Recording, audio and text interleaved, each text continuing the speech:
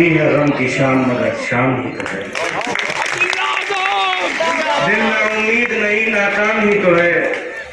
लंबी है गम की शाम मगर शाम ही तो है। तमाम मुअज़्ज़िज़ हज़रात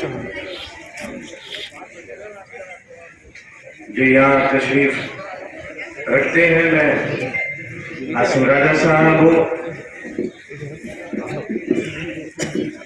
फिरोज भाई हो, नजाकत साहब हो और तमाम लोग, बाबर भाई हो,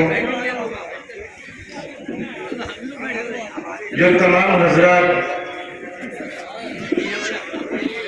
यहाँ तशरीफ फरमा है और उनके साथ साथ इतनी बड़ी तादाद नौजवानों की और बुजुर्गों की, ये आज इसलिए यहाँ मौजूद है कि उनके दिल में एक तकलीफ है, एक टीस है कि उनके नेता के साथ, उनके कायद के साथ, उस इंसान के साथ जिसे वो आजम भाई कहते थे और आज भी कहते थे, उसके साथ वो हुआ है जो आजाद हिंदुस्तान में किसी और के साथ जुल्म मेरे ख्याल से उस दर्जे का आज तक नहीं हुआ।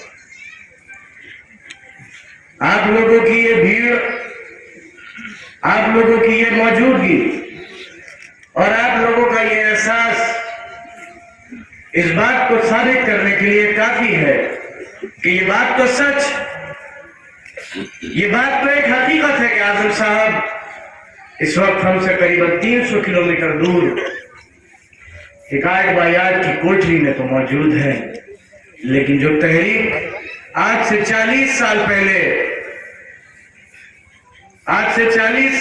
जो तहरीक उस इंसान ने शुरू की, वो तहरीक आज भी और इंशाअल्लाह आने वाले कल भी रामपुर वालों के दिलों में हमेशा से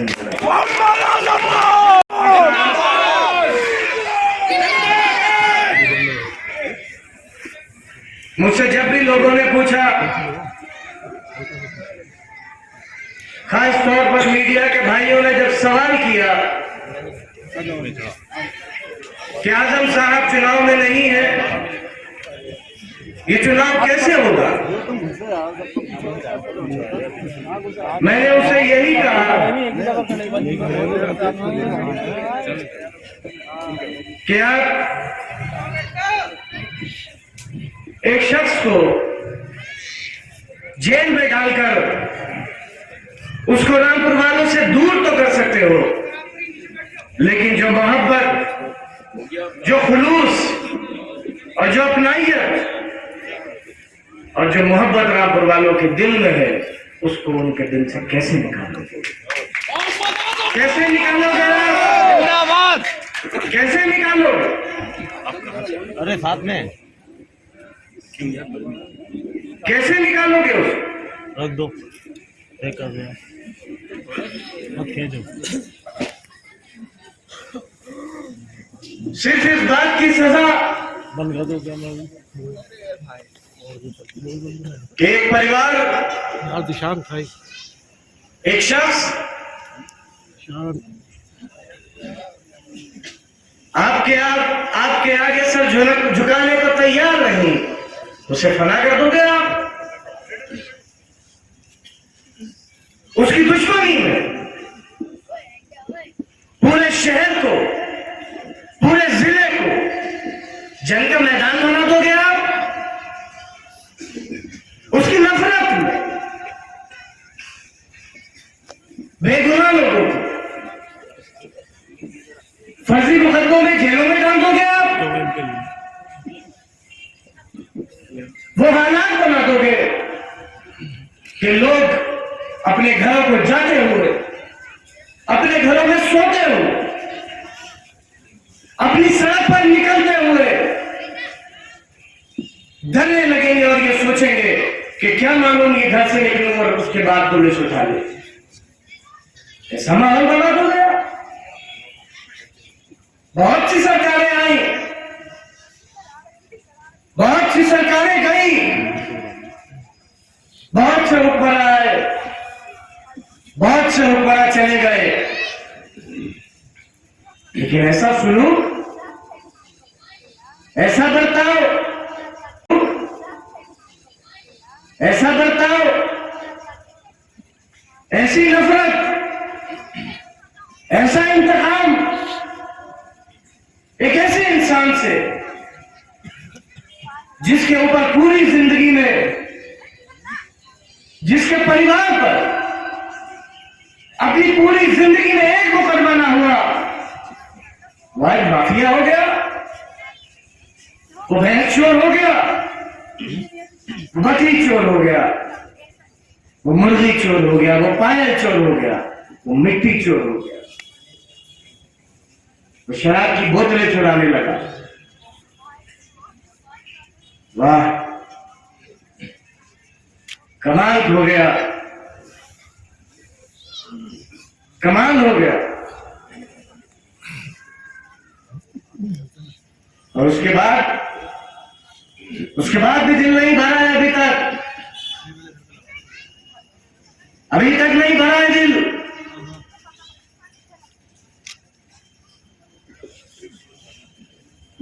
बेगुनाह लोगों को सताना, बेगुनाह लोगों को परेशान करना, उनके ऊपर गुंडा एक्ट लगाना, रेड कार्ड देना, मुचल के भेजना, ये खड़े बाबर साहब आप ही के मोहल्ले के, जब तक नहीं थे साथ नहीं थे, और जब से साथ आए तब से अपने हैं तो अपने हैं। क्या हुआ इनके साथ 4 रोज पहले? किससे छुपा? पुलिस उठाकर ले गई, एसओजी उठाकर ले गई, रामपुर की पुलिस रामपुर वालों का अपहरण करने लगी। जब यहां मोहल्ले के कुछ लोग पहुंचे तो क्या कहा एसओजी दफ्तर में कि हमारे पास तो नहीं है। तो इन लोगों ने लिख के दरखास्त दी कि अगर आपके पास नहीं है तो इसका मतलब है कि हमारे मोहल्लेदार का अगवा किया गया, हमारी तहरीर लो।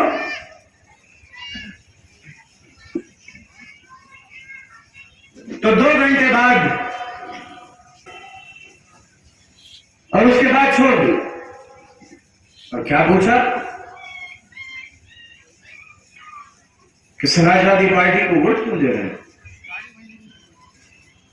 फेसबुक पर उनकी हिमायत में कमेंट क्यों करते हो? ये वीडियो क्यों डाल दी? मैं तो कहना चाहता हूं आज जिला इंतजामिया से,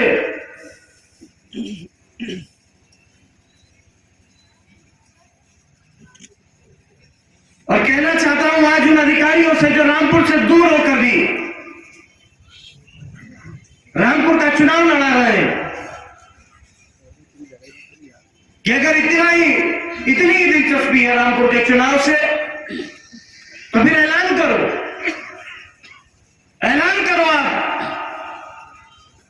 कि रामपुर का चुनाव समाजवादी पार्टी बनाम पुलिस और प्रशासन होगा। ऐलान करो। लेकिन एक बात याद रखना एक बात, ये वो रामपुर शहर है जहां पर मरहूम, ये वो रामपुर शहर है जहां पर 2 बार वजीर आजम एक विधानसभा चुनाव में आजम साहब के खिलाफ आए थे। 2 बार सिक्का चलता था, कांग्रेस का सिक्का, नारा लगा आजम बनाम वजीर आजम, तब भी वजीर आजम हारा था और आजम जीता था। ये वो शहर है, आजम जीता था, हारे थे वजीर आजम। ये वो शहर है, क्या गुनाह हो गया? कौन सी आपकी दिल आजारी हो गई? कौन सी आपकी अना को चोट लग गई? कौन सी अना को चोट लग गई आपकी? आपने अपनी अना के खातिर पूरे जिले को जंग का मैदान बना दिया।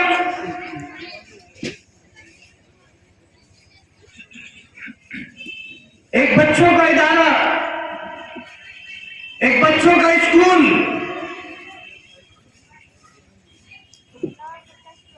5-5 और 6-6 साल के बच्चों को आपने स्कूल खाली कराने के लिए उनके सरों पर कुर्सियां और बैग रखवाकर उनसे भिजवाए।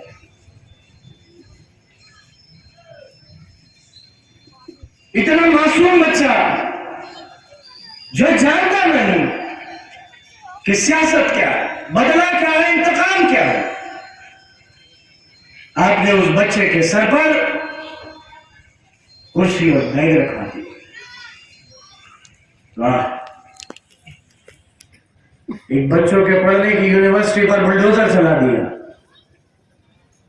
बहुत अच्छे, बहुत बहादुरी का काम किया, बहुत बहादुरी का काम किया आपने।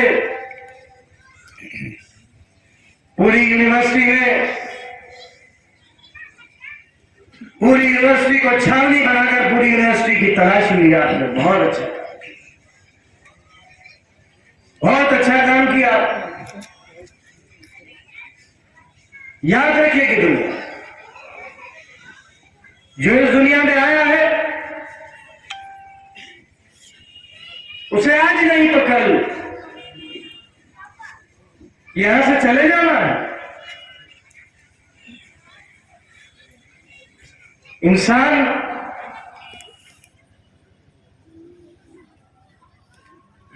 अगर याद किया जाएगा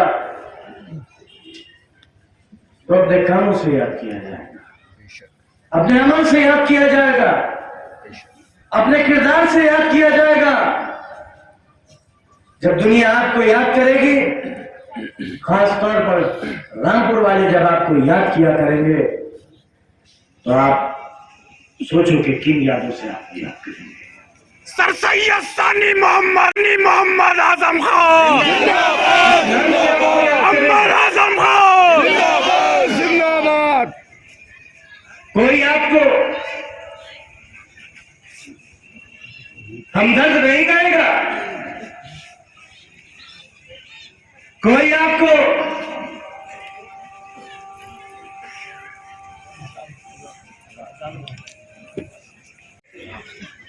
उनसे कैसा डर? आजम जरा सा हाथ में पलटो, जरा सा बस बस बस। अभी मैंने एक तस्वीर देखी, मैं स्वाद से वापस आ रहा था। वो लोग जो अपने आप को सरकार कहलाते थे कि सरकार आ रहे, सरकार आ गए, सरकार। वो सरकार दुकान में एक आदमी का हाथ पकड़कर खींच रहा है कि मुझसे मिल तो लो। और जो उन तस्वीरों पर लिख लिख कर आ रहा है वो भी पढ़ने लाया है। कौन है ये लोग? क्या वास्ता है इनका आपसे? क्या कुर्बानी है इनकी आपके लिए? कौन है ये? पूरे रामपुर को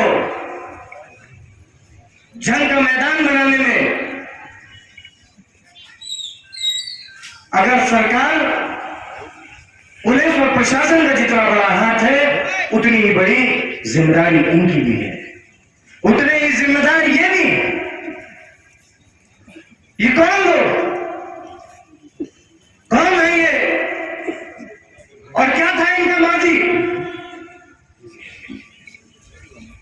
ये वो लोग हैं जो घर के बाहर आए आदमी से कभी सीधे मुंह बात नहीं किया करते थे। इनकी तारीख एक ऐसा बदनुमा दाग एक ऐसा कलंक, एक ऐसा बुरा वाकया जो रामपुर के माथे पर लिखा है, एक ऐसी तारीख इस शहर की, इस जिले की, जिसे रहती दुनिया तक नहीं मिटाया जा सकता। अपने आप को सरकार कहने वाले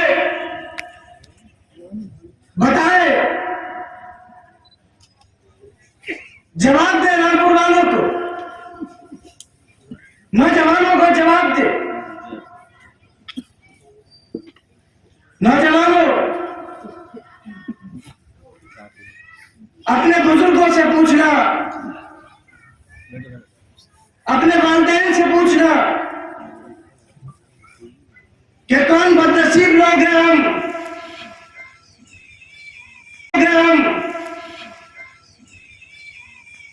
हम वो बदनसीब हैं जिन्होंने गुलामी की दोहरी मार बर्दाश्त की।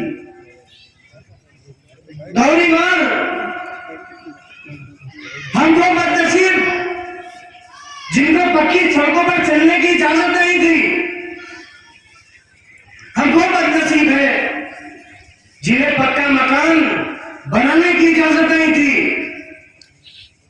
हम वो बदनसीब जिन्हें 8वीं से ज्यादा पढ़ने की इजाजत नहीं थी। हम वो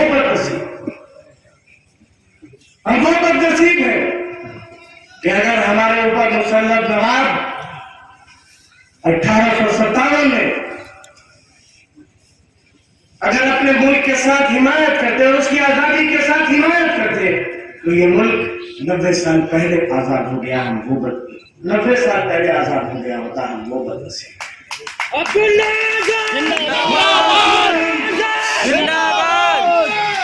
समाजवादी पार्टी जिंदाबाद। वो बदनसीब और आजादी के बाद भी ये लोग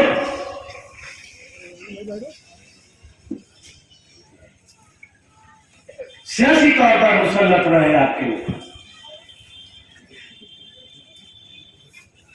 सड़क नहीं बनवाई, कोई स्कूल नहीं बनवाया,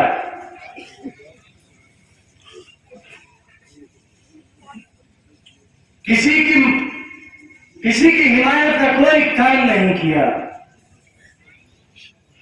जब पूछा तो पता चला पूरा परिवार विदेश आ जाए आए हुए हैं आजकल।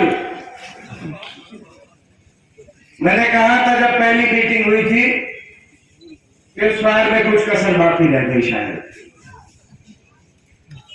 पिछली बार 2 फिल्में बनी थी, वालिद साहब की और बेटे साहब की। वालिद साहब की रिलीज हो गई, नताइज भी उन्हें सामने आ गए। इस बार दोनों की फिल्म बनी, एक की तो पुरानी है, एक की नई है। दोनों को पिक्चर और भी मिल रहा है, कहाँ चलानी है उन्हें। और लोग भी इस इंतजार में है कि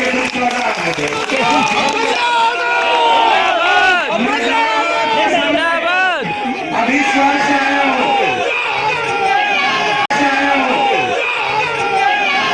सवाल से आ रहा हूँ। अभी खड़ा हूँ आपके सामने। पुलिस की इतनी जातियों के बाद, इतने जुल्म के बाद, मेरे आगे पुलिस की एक गाड़ी, मेरे पीछे एक पुलिस की गाड़ी ऐलान करती चलती है कि कोई मिलेगा तो मुकदमा कायम कर दिया जाएगा। जिम्मेदारी के साथ आपसे कह रहा हूं, मालिक ने चाहा तो 2017 से बेहतर नतीजा रामपुर में भी आएगा।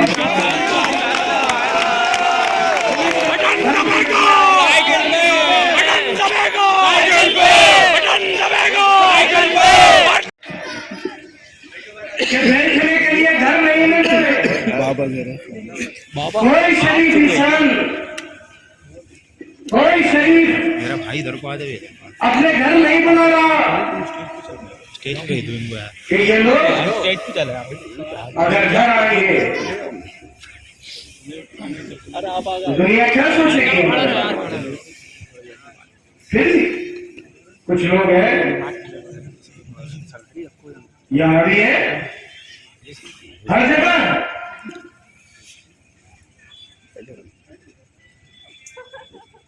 वो खुद ये सोचे कि जब इस दुनिया से जाओगे और अपने मालिक का सामना करोगे तो क्या करोगे? किसकी हिमायत करके आए हो? भाजपा की? एक ऐसी सियासी जमात जिसने नफरत फैलाने में और इस मुल्क को बर्बाद करने में कोई कसर बाकी नहीं छोड़ी। किस लिए? आजम खां से मुखालिफत की खातिर। क्या करोगे जाकर? कभी सोचा है? ऐसे लोगों से कहना चाहता हूं कि आप जैसे लोग जिम्मेदार हो रामपुर की बर्बादी के। आप जैसे लोग ज्यादा जिम्मेदार हैं बेकसूर और बेगुनाह लोगों को जेलों में घुसवाने के। जिम्मेदार हैं आप जैसे लोग उस बेगुनाह नौजवान की जान के, जो नौजवान एनआरसी के हुए वाकये में जिसकी मौत हुई, जिम्मेदार हो तुम। जिम्मेदार है तुम्हारे जैसे लोग, उसके बाप और उसके भाई, जिसका बेटा मरा, जिसका भाई मरा, वो उसी मुकद्दर में मुलजिम है। जिम्मेदार है इन जैसे लोग। ऐलान करो आज। मैं तो नाना पार के लोगों से कहना चाहता हूं, हमेशा से कहा जाता है कि बहादुरों का मामला है और आ जाए अगर किसी बात पर तो अपनी बात मनवा कर मानते हैं। जिंदाबाद। इस शहर की बर्बादी के जिम्मेदार है ऐसे लोग जो तुम्हारे अपनों की बर्बादी के जिम्मेदार है। इससे हर तरीके का रिश्ता खत्म करोगे, इनको अपनी खुशी और गम में बनाना खत्म करोगे, इनकी खामी में बजाना, लेकिन इनकी खुशी में जाना खत्म करोगे। ये तुम्हारे बर्बादी के जिम्मेदार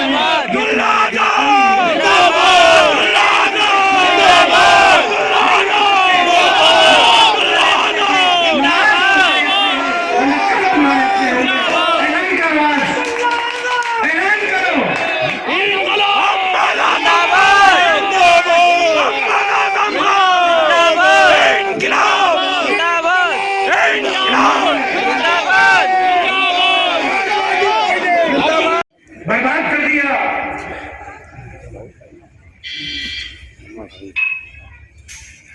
सवाल होते हैं और मैं कहना चाहता हूं कि आने वाली 14 तारीख एक ऐसा शख्स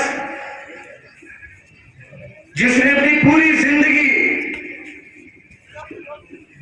अपनी जिंदगी के तमाम मकासद और तमाम मकसद, अपनी जवानी का हर एक लम्हा, अपना पूरा बुढ़ापा और अपनी जिंदगी के आखिरी लम्हे तक, अपनी आखिरी सांस तक आपके लिए वक्फ कर दिया।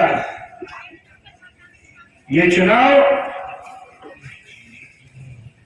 उस इंसान का नहीं है, ये इलेक्शन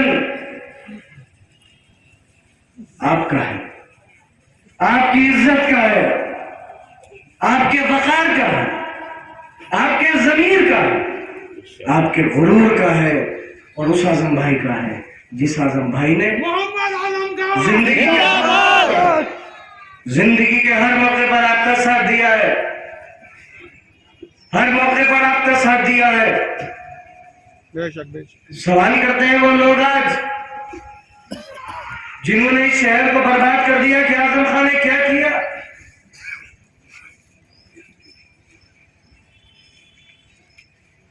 क्या किया आजम खान ने? भारतीय जनता पार्टी के लोग, क्या आजम खान का तो आतंक था, आतंक, माफिया, क्या कहने, क्या कहने आपके, क्या कहने आपके? ये जवाब नहीं दोगे कि इस पूरे जिले में, इस पूरे शहर में, हर गली में, हर चौराहे पर अगर किसी एक शख्स के नाम का पत्थर दिखता है तो उसका नाम आजम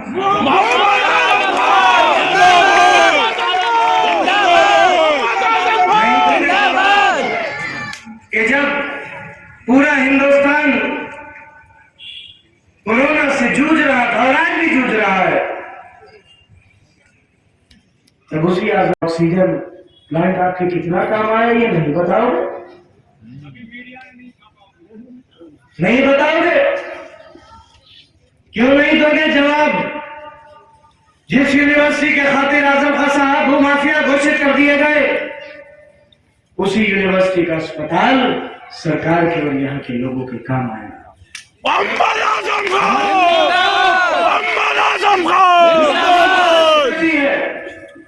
आजम खान साहब से हो सकती है। उस अस्पताल से क्या दुश्मनी थी? अगर वो अस्पताल बंद ना हुआ होता तो न जाने कितने लोग, न जाने कितने मरीज, न जाने कितने ऐसे अपने जो इलाज से महरूम रह गए और इस दुनिया को छोड़कर चले गए, वो आज हमारे साथ आते। क्या खता थी उस अस्पताल की? क्या खता थी उर्दू गेट की? उर्दू गेट से इसलिए गिरा दिया गया कि खनन नहीं हो पा रहा था, खनन के ट्रक नहीं गुजर पा रहे थे, बढ़िया हफ्ता बंधा हुआ था वो नहीं मिल पा रहा था, यूं गिरा दिया उर्दू गेट। अगर आपको खनन कराना था एक सड़क बनवा देते, नाम बदल दिए, इसका नाम ये और इसका नाम ये। एक नन्ही ईंट पूरे 5 साल में तो रामपुर में किसी से रखी नहीं गई, एक नन्ही ईंट, लेकिन बर्बाद करने को अगर कोई मिला तो रामपुर वाले। यही बात है सर। मैं और बाबा, मैंने जिंदगी में बहुत अच्छा वक्त भी देखा है, बहुत बुरा वक्त भी देखा है। मैंने बहुत अच्छा वक्त देखा, मैंने बहुत बुरा वक्त भी देखा। मैंने आज बायात की कोठरी भी देखी, अपने बीमार बाप को जिंदगी और मौत से लड़ते हुए भी देखा। मैंने मोर्चा देखा है, मैंने अपने मालिक और अपने अल्लाह का करम देखा है, मैंने लोगों की दुआओं का असर देखा और असर देखा, और ऐसे ऐसे ने दुआएं करी जो शायद जिंदगी भर मुखालिफ रहा, लेकिन उसने भी अपने मालिक के आगे उस दुआ में दुआएं करी। और पहली बार नेताओं को सुनते थे कि सरकार आएगी, ये सरकार आ जाए, लेकिन पहली बार रामपुर का एक आम आदमी चाहता है कि इस बार सरकार जरूर है। चाहता है कि सरकार जरूर आए और आएगी, जरूर आएगी। समाजवादी पार्टी जिंदाबाद, समाजवादी पार्टी जिंदाबाद, समाजवादी पार्टी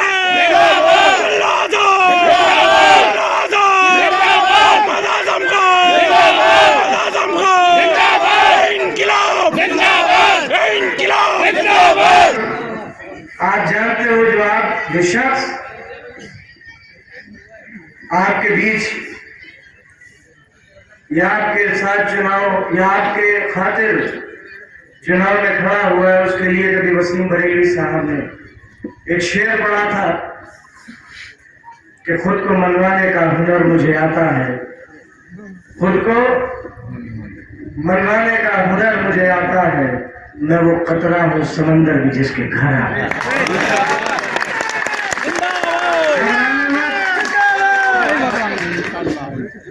अभी 5 मिनट है।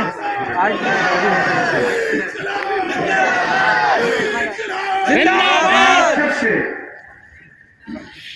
ये गुजारिश करने आया कि 14 तारीख को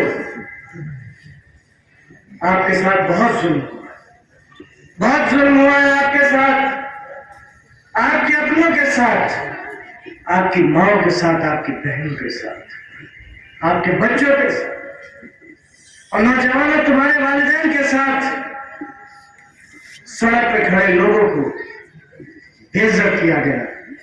और पहली बार ऐसा हुआ है कि लफंगों के कहने पर शरीफों के घर में पुलिस कूदी है। पहली बार ऐसे लोग जिनका कोई चरित्र नहीं, उनकी सिफारिशों पर अधिकारियों से कुछ काम निकालने, उनकी सिफारिशों पर अधिकारियों से कुछ काम निकालने के लिए और कुछ जी हुजूरी के खातिर कि अधिकारी हमारा सलाम दे ले, बस हमारा ये काम हो जाए, हमारी फला एनओसी हो जाए, हमारा लाइसेंस हो जाए, इस खातिर पूरे शहर को भट्टी में झोंक दिया। आए तो अपने ऊपर हुए हर जुल्म का जवाब जरूर देना, इंशाअल्लाह, जरूर देना जवाब। इंशाअल्लाह। पूछना आजम खां बनोगे, आजम खां बनोगे, बहुत किरदार चाहिए आजम खां बनने के लिए, हिम्मत चाहिए, जुर्रत चाहिए, ईमान चाहिए।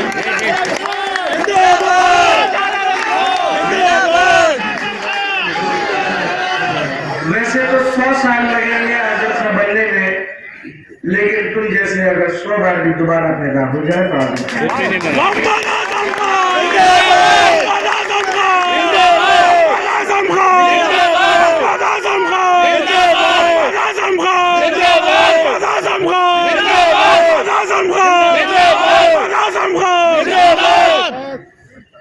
मेरी दरखास्त है सबसे, किसी के पास कुछ नहीं है, गाड़ियों में सिर्फ एक ड्राइवर बैठा है, मैंने अपनी आंखों से देखा है, अपनी आंखों से देखा है। सिर्फ गाड़ियों के काफिले चल रहे हैं, गाड़ी में बैठने वाला नहीं है और एक को दुकान में से हाथ पकड़ के खींच रहा है।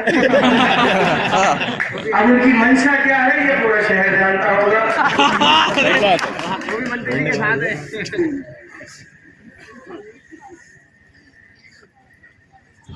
जो गुल्लक खाली होती है वो खनकती ज्यादा है, कभी बड़ी गुल्लक नहीं खनकेगी। ये आज 10 दिन है, खनक लेने दो इन्हें।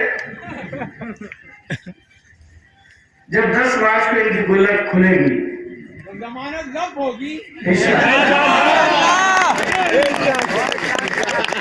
सबको कर लेने दो।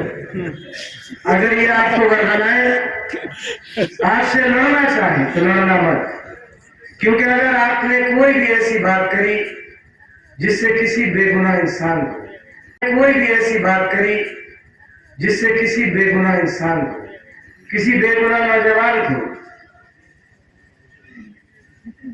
किसी बेगुनाह नौजवान को किसी गलत मुकदमे में पकड़कर जेल भेज दिया गया, तो शायद तकलीफ आपको और मुझे नहीं, वो शख्स जिसने अपनी जिंदगी के 40 और 50 साल दिए हमें और आपको, उसको उस 8x8 की कोठरी में बहुत तकलीफ होगी। जानेंगे बहुत जल्दी अंदर। लेकिन 14 तारीख को अपना सारा गुस्सा,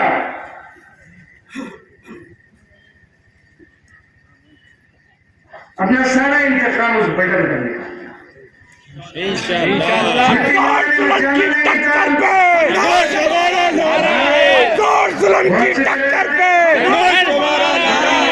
निकालने जाना है।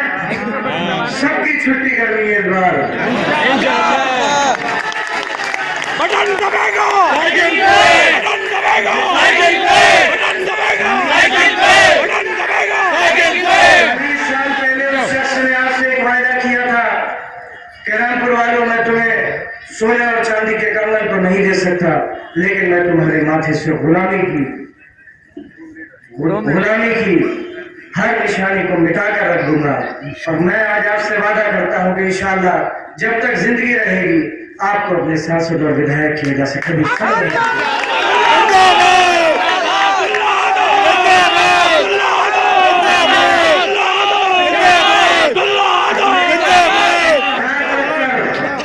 और दोनों हाथ उठाकर